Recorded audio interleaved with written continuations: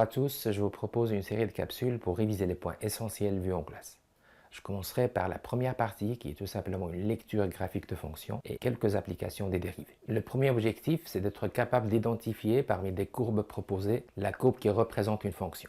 Voilà un exemple type d'exercice de ce genre. Je rappelle rapidement la théorie relative à cette partie-là.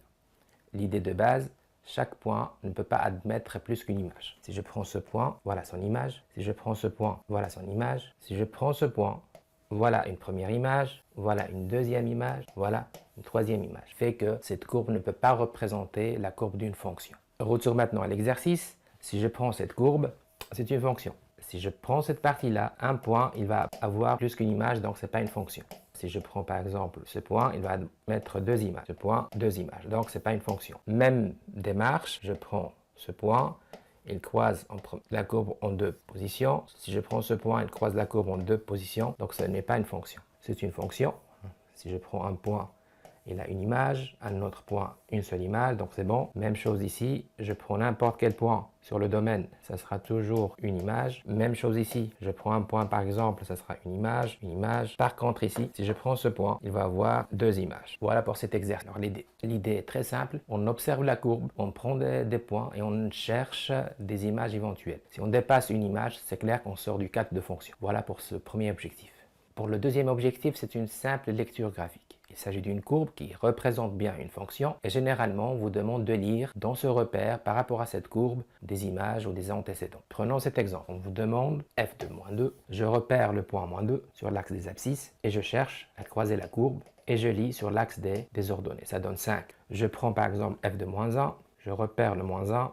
Je croise la courbe. Je cherche l'image. Ça tombe sur moins 4. f de moins 1 égale moins 4. Je prends 0, elle est déjà racine, donc f de 0 égale 0. Je prends f de 0,5, donc je repère le 0,5, je cherche la courbe, je lis l'image, ça donne 3. f de 0,5 égale f de 1, c'est la même chose, je repère le 1, je cherche la courbe, je lis, je ne tombe pas sur une perfection, donc approximativement, ça sera une valeur f de 1 égale à peu près 5,4. C'est une valeur approchée bien évidemment. Pour f de 3, je fais la même chose, je repère le point sur l'axe des abscisses, je cherche la courbe, je lis l'image, approximativement f de 3, ça tombe sur 6,8. Voilà une lecture graphique simple partant d'une courbe qui représente bien une fonction. Pour le troisième objectif, il s'agit de repérer la concavité, la convexité d'une fonction. Partant bien sûr d'une courbe qui représente bien une fonction. L'idée est de repérer l'orientation de la courbe, vers le bas, vers le haut. S'il est vers le haut, bas, c'est une fonction, une courbe concave. S'il est vers le haut, c'est une courbe convexe. Voilà, par exemple ici, je vois bien une orientation vers le bas. Ici, une orientation vers le haut. Je viens ici voir qu'il y a une orientation vers le bas et on enchaîne avec une orientation vers le haut. Même remarque. Voilà le premier travail visuel. On repère l'orientation de la courbe. Elle est concave sur l'intervalle moins 3, 4, 4. Elle est convexe puisque l'orientation est vers le haut sur les deux bornes moins 3, 4. Celle-là change de concavité, de convexité. Tout d'abord, elle est concave. Ensuite, elle est convexe. Sur la partie moins 3, 0 et sur la partie 0, 3. Voilà une lecture graphique rapide concernant la concavité, la convexité d'une courbe. Quatrième objectif, l'idée c'est de repérer, encore une fois d'une manière graphique, par lecture graphique d'une courbe qui représente bien une fonction, les racines ou zéros d'une fonction. Alors rapidement, comme un rappel théorique, les racines c'est tout simplement l'intersection de la courbe avec l'axe des x. Encore une fois, il suffit de chercher les intersections éventuelles d'une courbe donnée par rapport à l'axe OX. Si je prends par exemple la première courbe, ça sera en moins 2, donc mes racines, moins 2 et 3. Même chose ici, c'est juste l'intersection avec l'axe OX. Donc ça sera aussi moins 2 et 3. Je vois ici qu'il n'y a pas d'intersection, donc les racines n'existent pas. Ici, je vois qu'il y a 3 racines. Attention, une fonction peut admettre une infinité de racines, tout dépend de ce qu'on a sur la courbe. Donc les racines, moins 2, première racine, moins 1, deuxième racine, et 2, troisième racine. Ça, c'est pour la partie racine. Pour la partie ordonnée à l'origine, on s'intéresse toujours à la même courbe, mais on cherche l'intersection avec l'axe OY, l'axe des ordonnées. On passe maintenant à notre cinquième objectif, qui est la résolution graphique d'une équation. L'idée, encore une fois au niveau graphique, c'est de fixer la courbe, elle est déjà donnée normalement dans un exercice, comparée à une valeur, généralement soit une fonction, soit une constante. Donc l'idée, c'est de chercher l'intersection. Par exemple ici, la question est de résoudre f de x égale 4. Ici, c'est f de x égale moins 2. La courbe de f de x est déjà donnée, c'est ce qu'on voit dans le repère. Et on va comparer par rapport à une deuxième fonction qui est constante. On sait que la représentation graphique d'une fonction constante est tout simplement une droite horizontale. Je fixe le 4, je fixe le moins 2. Bien sûr, je fixe les deux valeurs par rapport à l'axe des ordonnées, au y, et on trace une droite horizontale. Y égale 4, y égale moins 2. Et l'idée, c'est de chercher, encore une fois, des intersections possibles, éventuelles, de la courbe f avec la droite horizontale y égale 4 dans ce cas, ou y égale moins 2 dans ce deuxième cas. Donc, il y a deux points d'intersection. Je vois ici qu'il y a 3 points d'intersection. Ça renvoie vers 2 solutions de cette équation. Ça renvoie vers 3 solutions de cette équation. Donc sur l'intervalle moins 3, 4, on a 2 solutions. Sur l'intervalle moins 2, 4, on a 3 solutions. On va les lire sur l'axe des abscisses, l'ensemble des solutions. Moins 1, première solution, 2, deuxième solution. On a 2 solutions pour cette équation. L'ensemble S, première solution, c'est moins 1, celle-là. Ensuite le 2, ensuite le... Attention, pour les solutions, c'est plutôt une lecture sur l'axe des abscisses. Voilà pour ce 5e objectif. On passe maintenant au 6e objectif, qui est de calculer des nombres dérivés. C'est une application très importante qu'il faut quand même maîtriser et voir l'interprétation graphique de ce nombre dérivé. Le nombre dérivé, en x égale une valeur, c'est tout simplement la pente de la tangente à la courbe ou un point qui a comme abscisse x égale a. Ça, c'est la théorie. Maintenant, concrètement par rapport aux exercices, en tout cas dans l'aspect graphique, vous avez des points désignés et en principe, vous avez des tangentes. Je vois cette tangente, cette tangente, cette tangente, une série de tangentes et l'idée, c'est de calculer leur pente.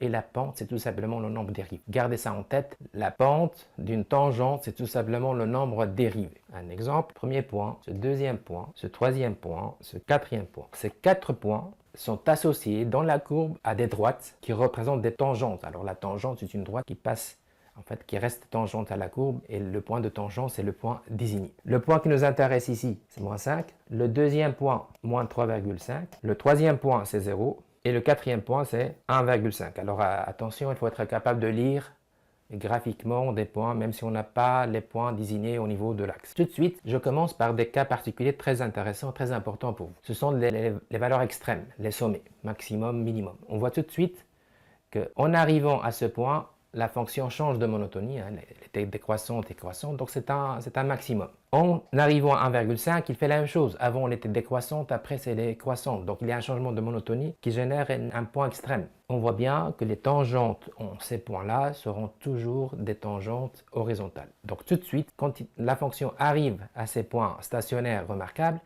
la dérivée sera nulle. Donc, la pente ici, ça sera toujours 0. F', attention, c'est le nombre dérivé, de moins 3,5, n'a pas d'autre choix qu'être égal à 0. F' de 1,5 égale 0. C'est quoi le 0? Le 0, c'est tout simplement la pente d'une tangente, la pente au coefficient directeur, tout dépend des termes utilisés, d'une droite horizontale. Donc f' de moins 3,5 est 0, f' de 1,5 est 0. Il nous reste les deux points où la tangente est oblique. Elle est oblique de deux façons différentes. Elle est oblique dans un ordre croissant, elle est oblique dans un ordre décroissant.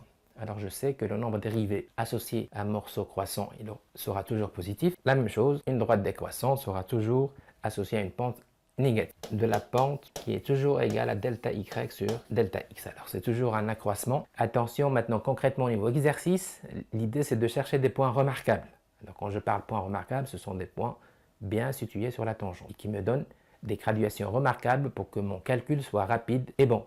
Alors si je prends par exemple ce point, il est déjà remarquable à ce niveau-là, il est remarquable à ce niveau-là. Ça c'est le delta y, ça c'est le delta x. Je calcule en fonction des graduations. Je sais qu'une unité ici c'est 1, une unité ici c'est 1. Alors soyez quand même attentifs et soyez quand même vigilants par rapport à cet aspect-là. Alors delta y, bon, des carreaux 1, 2, 3, 4, 5 et chaque carreau est associé à 1, donc ça sera 5.